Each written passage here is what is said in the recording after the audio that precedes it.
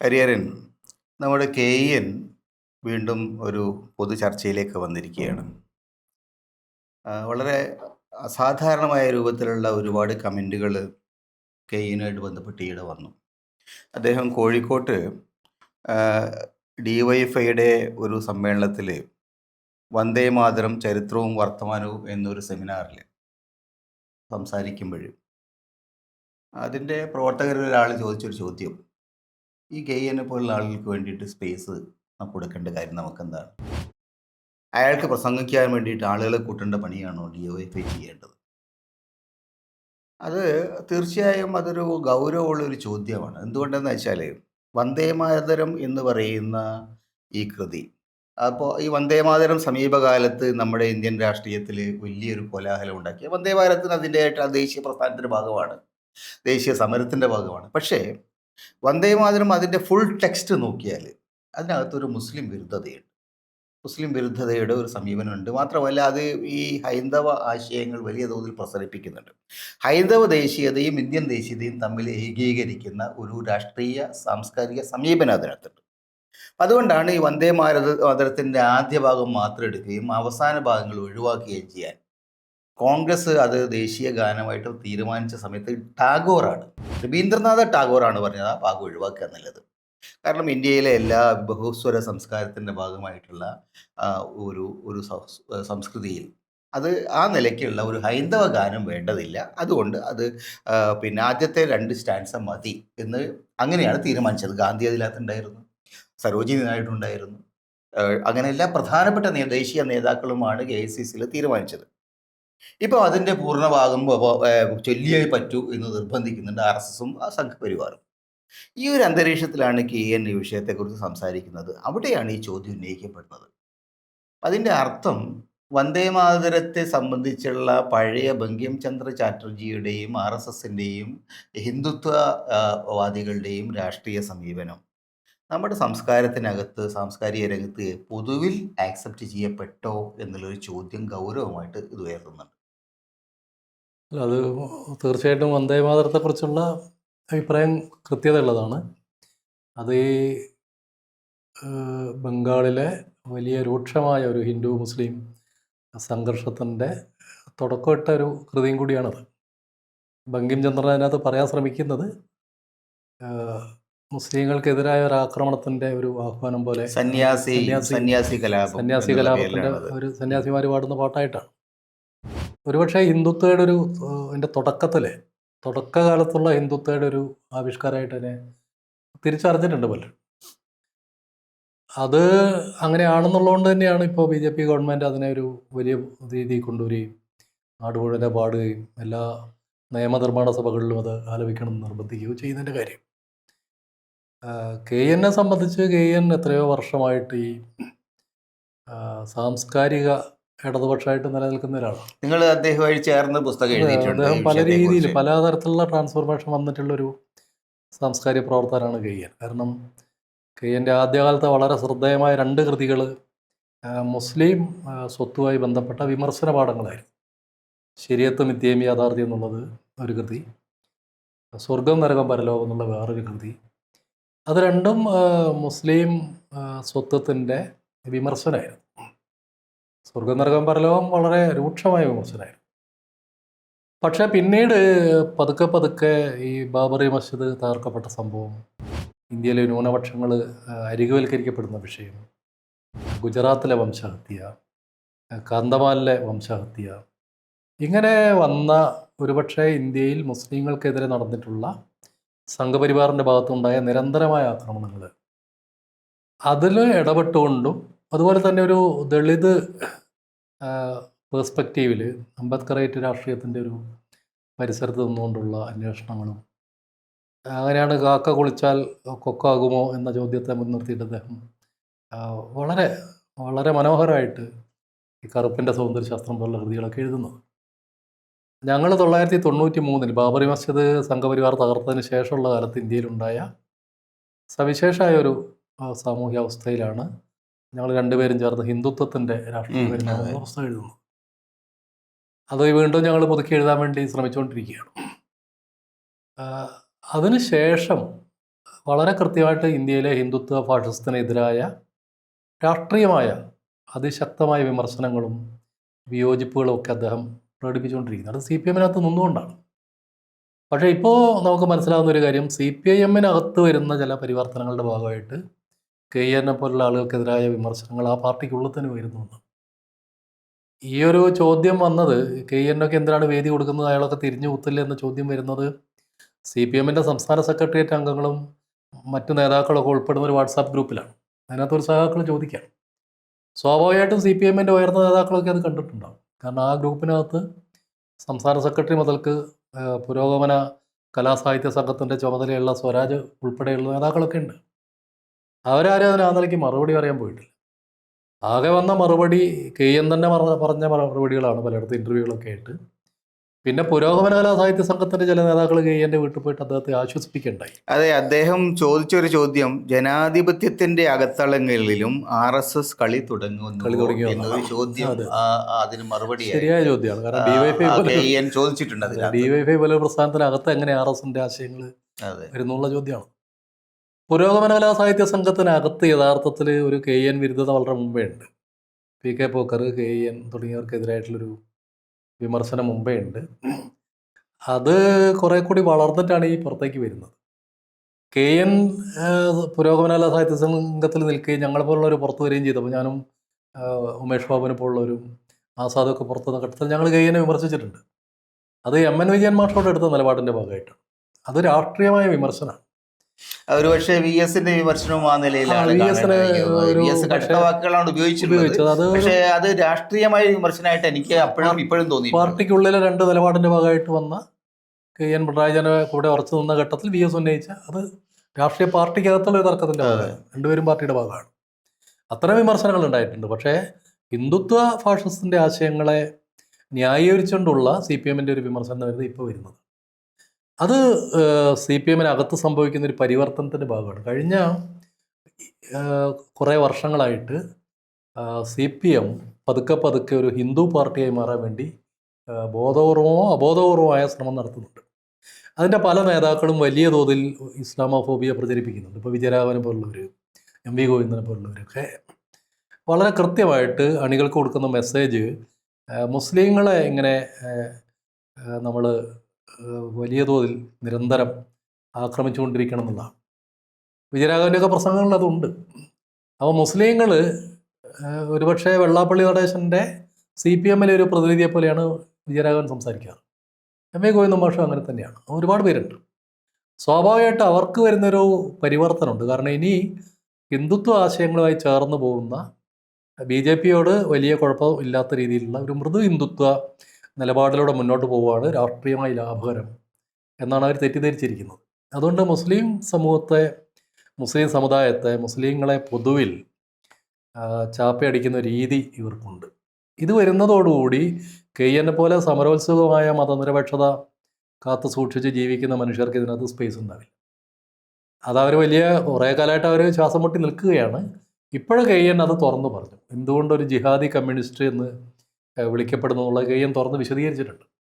അതത്ര മോശം വാക്കല്ല എന്ന് പറയുന്നുണ്ട്. കാരണം KN അതിൻ്റെ ചരിത്രപരമായിട്ട് അത് വിശദീകരിച്ചിട്ടുണ്ട്. ഈ ലെനിൻ്റെ കാലത്ത് ഈ ഇന്ത്യ അടക്കമുള്ള പൗരസ്ത്യ ദേശങ്ങളിലെ മനുഷ്യർ കമ്മ്യൂണിസ്റ്റ് പാർട്ടി രൂപീകരിക്കുമ്പോഴും അവർക്ക് വേണ്ടി പരിശീലനം നടത്തുമ്പോഴൊക്കെ മുസ്ലിങ്ങളെ എങ്ങനെ കൂടെ നിർത്തണം എന്ന് അപ്പോൾ ആദ്യകാല കമ്മ്യൂണിസ്റ്റുകാർ പറയുന്നതിനെ കുറിച്ച് ആദ്യകാലത്തെ കമ്മ്യൂണിസ്റ്റുകാരിൽ ഒരു വലിയ പങ്ക് ഇങ്ങനെ ജിഹാദിന്റെ ഭാഗമായിട്ട് ഇന്ത്യ വിട്ടുപോയ ആളുകളാണ്.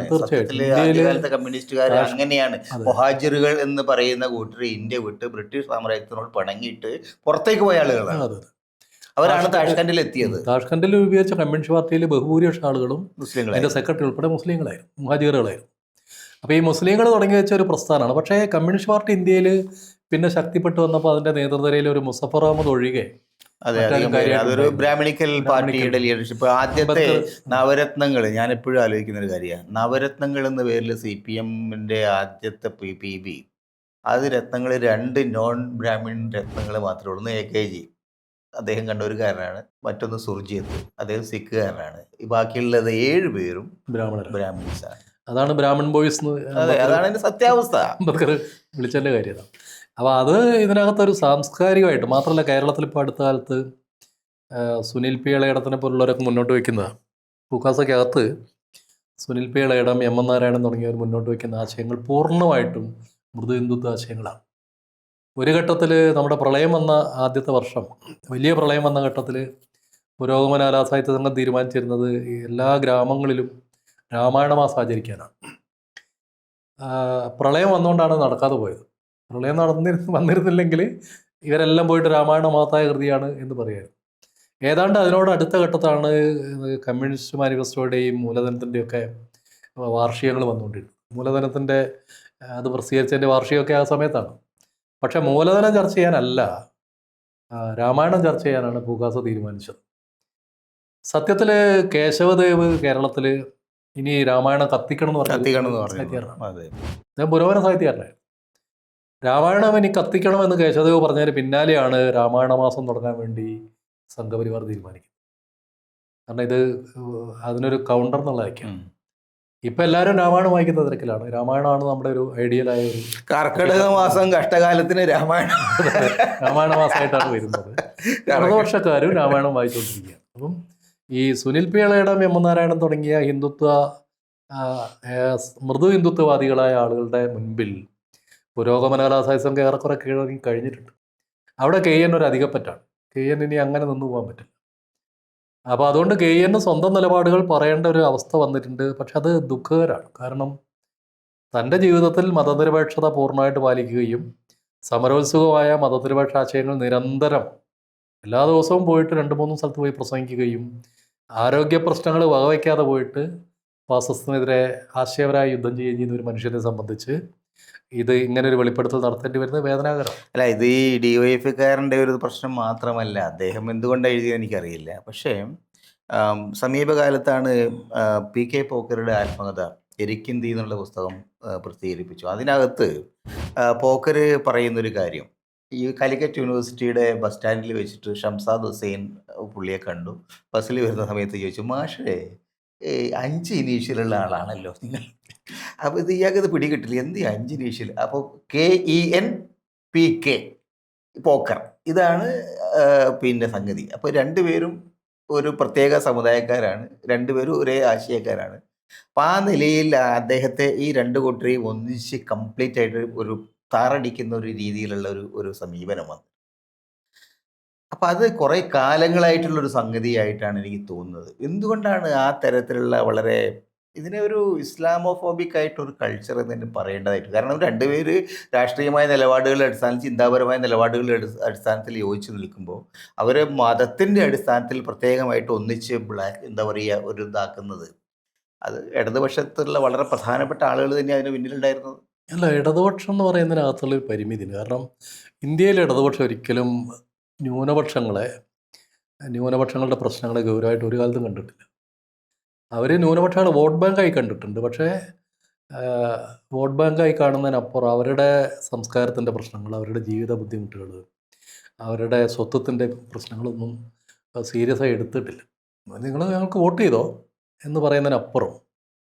അതുകൊണ്ട് ആ സമുദായങ്ങളിൽ നിന്നും മൈനോറിറ്റി, അത് ക്രിസ്ത്യാനി ആയാലും ശരി, മുസ്ലിം ആയാലും ശരി, ആ സമുദായങ്ങളിൽ നിന്ന് വലിയ നേതാക്കളൊന്നും ഒരു കാലത്തും കമ്മ്യൂണിസ്റ്റ് പാർട്ടികൾക്ക് ഉണ്ടായിട്ടില്ല. ആദ്യഘട്ടത്തിൽ പോലും ഇല്ല, ഇപ്പോഴും ഇല്ല. അതുകൊണ്ട് ഈ സമുദായത്തിൻ്റെ പ്രശ്നങ്ങൾ എന്താണ്, അവരുടെ ചിന്ത എന്താണ്, അവർ എങ്ങനെയാണ് കാര്യങ്ങൾ കാണുന്നത്, അവർ ഏതു തരം പ്രതിസന്ധിയാണ് നേരിടുന്നതെന്നൊന്നും ഒരുപക്ഷേ ഏറ്റവും വലിയ ഹിന്ദു പാർട്ടി എന്ന് വിളിക്കാവുന്ന, കേരളത്തിലെ ഏറ്റവും വലിയ ഹിന്ദു പാർട്ടി ഇപ്പോൾ CPM ആണ്. ഭാവിയിൽ അത് BJP ആയി മാറിയേക്കാം. ആ ട്രാൻസ്ഫോർമേഷൻ നടക്കുമ്പോൾ ചിലപ്പോൾ CPM-നകത്തുള്ള വലിയൊരു ഭാഗം BJP-യിലേക്ക് പോയേക്കാം. അതിനുള്ള സാധ്യത തള്ളിക്കളയണ്ട. അതിൻ്റെയൊക്കെ ഒരു പ്രസവ വേദനയാണ് യഥാർത്ഥത്തിൽ ഇപ്പോൾ പുരോഗമന അത് കലാസാഹിത്യത്തിൽ. എനിക്ക് തോന്നുന്നത് കുറേ കൂടി ഗൗരവത്തിലുള്ള ഒരു പ്രശ്നം, രാഷ്ട്രീയമായ പ്രശ്നം മാത്രമല്ല, അതിനൊരു സാംസ്കാരികമായ തലമുണ്ട്. അതായത് കേരളത്തിൽ സമീപകാലത്ത് ഏറ്റവും ശക്തമായി കീഴാളവർഗ സാമൂഹിക വീക്ഷണം, അവരുടെ പ്രതിസന്ധികൾ, അവരുടെ റെസിസ്റ്റൻസ്, അത് ഏറ്റവും ശക്തമായിട്ട് ഉയർത്തിയ എഴുത്തുകാരിൽ ഒരാളാണ് KN. അതുകൊണ്ടാണ് കാളനെയും കാളയിറച്ചിയും ആ തരത്തിലൊരു സമവാക്യം അദ്ദേഹം കൊണ്ടുവരുന്നത്. കാളൻ ആക്സെപ്റ്റബിൾ ആണെങ്കിൽ കാളയിറച്ചി ആക്സെപ്റ്റബിൾ ആവണം. എന്തുകൊണ്ടാണ് കാളയിറച്ചിയോട് നിങ്ങൾക്ക് വലിയ വിയോജിപ്പും കാളനോട് വലിയ യോജിപ്പും വരുന്നത് എന്നുള്ളൊരു പ്രശ്നമുണ്ട്. അത് സത്യത്തിൽ ആ തരത്തിൽ വളരെ ശക്തമായിട്ടുള്ള സാംസ്കാരിക വിമർശനം ഉയർത്തിയ ഒരാൾക്ക് അദ്ദേഹം ഉന്നയിക്കുന്നത് കേരളത്തിലെ മഹാഭൂരിപക്ഷം വരുന്ന സാധാരണക്കാരുടെ ഒരു നിലപാടുകളാണ്. അങ്ങനെയുള്ള നിലപാടുകൾ ഉയർത്താൻ കഴിയുന്ന ഒരാളെ ഇടതുപക്ഷത്തിൻ്റെ വേദികളിൽ നിന്ന് പുറത്തേക്ക് തള്ളിക്കളഞ്ഞാൽ അവിടെ ബാക്കി നിൽക്കുന്നവരാണ്. ഈ സുനിൽ പി ഇളയുടെയും നാരായണനും പ്രസംഗിച്ചാൽ ഈ ഏറ്റവും താഴെയുള്ള ജനവിഭാഗങ്ങളെ കൂടെ നിർത്താൻ അവർക്ക് കഴിയും. അല്ല, മലബാറിലെ ഓണാഘോഷത്തിൻ്റെ ഒരു പ്രത്യേകത, ഒന്നിലേറെ ദിവസങ്ങളിൽ ഓണമുണ്ട്. ഉണ്ട്. അതിൽ ദളിതർക്ക് സ്പേസ് ഉണ്ട്, ദളിതരുടെ ഓണമുണ്ട്. അവർ മത്സ്യം ഉപയോഗിക്കാറുണ്ട്, മാംസം ഉപയോഗിക്കാറുണ്ട്. സവർണരുടെ ഭക്ഷണങ്ങൾ മാത്രമല്ല, കോഴിയിറച്ചി നിർബന്ധമാണ്, പലർക്കും മലബാറിൽ നിർബന്ധമാണ്. നിർബന്ധമാണ് കോഴിയിറച്ചി, സ്രാവിൻ്റെ കറി നിർബന്ധമാണ്. അപ്പോൾ നമ്മുടെ ഭക്ഷണശീലത്തിൽ തന്നെ അതുണ്ട്. ഓണത്തിൻ്റെ ആഘോഷങ്ങളിൽ അതുണ്ട്. ഓണം ഒരു ദിവസം മാത്രമല്ല, 3-4 ദിവസത്തെ ഓണമുണ്ട്. അപ്പോൾ ആ ഒരു അടിസ്ഥാനപരമായൊരു സാംസ്കാരികതയെ മുന്നോട്ട് വെച്ചു എന്നുള്ളതാണ് കെയ്യൻ ലേഖന രൂപത്തിൽ ചെയ്തത്. പക്ഷേ അത് അവർക്കത് വലിയ ഷോക്കായിരുന്നു. അങ്ങനെ കാളൻ്റെ കൂടെ കാളയിറച്ചി കൂട്ടാൻ അത് പോകുന്നത്. രണ്ടും കൂടി യോജിപ്പിക്കുന്ന എങ്ങനെയാ? അതിനകത്തൊരു ബ്രാഹ്മണ്യമുണ്ട്. 40 അടി അപ്പുറം നിൽക്കണം കാളൻ, അല്ല കാളയിറച്ചി. കാളനിൽ നിന്ന് 40-45 അടി വിട്ടു നിൽക്കേണ്ടവനെ അടുപ്പിച്ചു എന്നുള്ളതാണ് കെയ്യൻ ചെയ്ത തെറ്റ്. അതാണ്. അപ്പം നമ്മുടെ ഭക്ഷണം, നമ്മുടെ വസ്ത്രം, നമ്മുടെ ശീലങ്ങൾ, നമ്മുടെ ധാരണകൾ, അതിനൊക്കെ അഴിച്ചുപണിയാണ് യഥാർത്ഥത്തിൽ കെയ്യൻ ചെയ്തത്. അത് പക്ഷേ അങ്ങനെ ഒരു അഴിച്ചുപണിക്ക് കേരളത്തിലെ സവർണ ആശയഗതികളിൽ പെട്ടുകിടക്കുന്ന എല്ലാ പാർട്ടിയിലും പെട്ടവർ തയ്യാറല്ല. പ്രത്യേകിച്ച് കമ്മ്യൂണിസ്റ്റ് പാർട്ടി അതിനെ ബ്രേക്ക് ചെയ്യേണ്ടതാണ്. പക്ഷേ കമ്മ്യൂണിസ്റ്റ് പാർട്ടിക്ക് അത് ബ്രേക്ക് ചെയ്യാൻ പറ്റുന്നില്ല. കമ്മ്യൂണിസ്റ്റ് പാർട്ടി എന്ന് പറയുന്നത് ഉപരിവർഗത്തിലെ സവർണരായ കുറച്ച് ആളുകളുടെ നിയന്ത്രണത്തിലുള്ള ഒരു പാർട്ടി ആയതുകൊണ്ട് തന്നെ അവർക്കിത് മനസ്സിലാവുന്നില്ല. ഇതിങ്ങനെ ഒരു അടിത്തട്ടെന്നുള്ളൊരു സംസ്കാരമോ അതിൻ്റെ ആശയങ്ങളോ അതിൻ്റെ ഇടപെടലുകളോ അവർക്ക് മനസ്സിലാക്കാൻ കഴിയുന്നില്ല. അല്ലെങ്കിൽ അവർ മനസ്സിലാക്കിയിട്ടും അതിന് വഴങ്ങാൻ തയ്യാറല്ല. അല്ല, ഈ സാംസ്കാരിക രംഗത്തെക്കുറിച്ച് പറയുമ്പോഴേ ഇടതുപക്ഷത്തെ സംബന്ധിച്ചിടത്തോളം സാംസ്കാരിക രംഗത്തുണ്ടാവുന്ന ചെറിയ ചെറിയ അനുരണനങ്ങൾ, ചെറിയ ചെറിയ റിപ്പിൾസ്, ഇതിനെ ഏറ്റവും ശക്തമായിട്ട് ഇടതുപക്ഷത്തിൻ്റെ ഭാഗമായ നേതാക്കൾ എന്നും അതിന് ചെവിയോർത്ത ആളുകളാണ്. ഇപ്പോൾ ഉദാഹരണത്തിന് 1910 വിപ്ലവത്തിന് തൊട്ട് മുമ്പുള്ള കാലത്ത് ലെനിൻ എഴുതിയൊരു വളരെ പ്രധാനപ്പെട്ട പ്രബന്ധം, Tolstoy as the mirror of Russian revolution, Russian വിപ്ലവത്തിൻ്റെ കണ്ണാടി. എന്തുകൊണ്ടാണ് അദ്ദേഹം റഷ്യൻ വിപ്ലവത്തിൻ്റെ കണ്ണാടി എന്ന് പറഞ്ഞത്? ഇദ്ദേഹം ഈ ലേഖനം എഴുതുന്നതിന് 50 വർഷം മുമ്പ് 1860കളിൽ ടോൾസ്റ്റോയ് എഴുതിയത് വാർ ആൻഡ് പീസ് എന്ന പുസ്തകം. ആ വാർ ആൻഡ് പീസ് എന്ന പുസ്തകം യഥാർത്ഥത്തിൽ റഷ്യയിൽ ഉണ്ടാകുന്ന അതിശക്തമായ സാമൂഹിക മാറ്റങ്ങളുടെ അനുരണനങ്ങൾ അതിനകത്ത് പ്രതിഫലിച്ചു എന്ന് അദ്ദേഹം പറയുന്നുണ്ട്.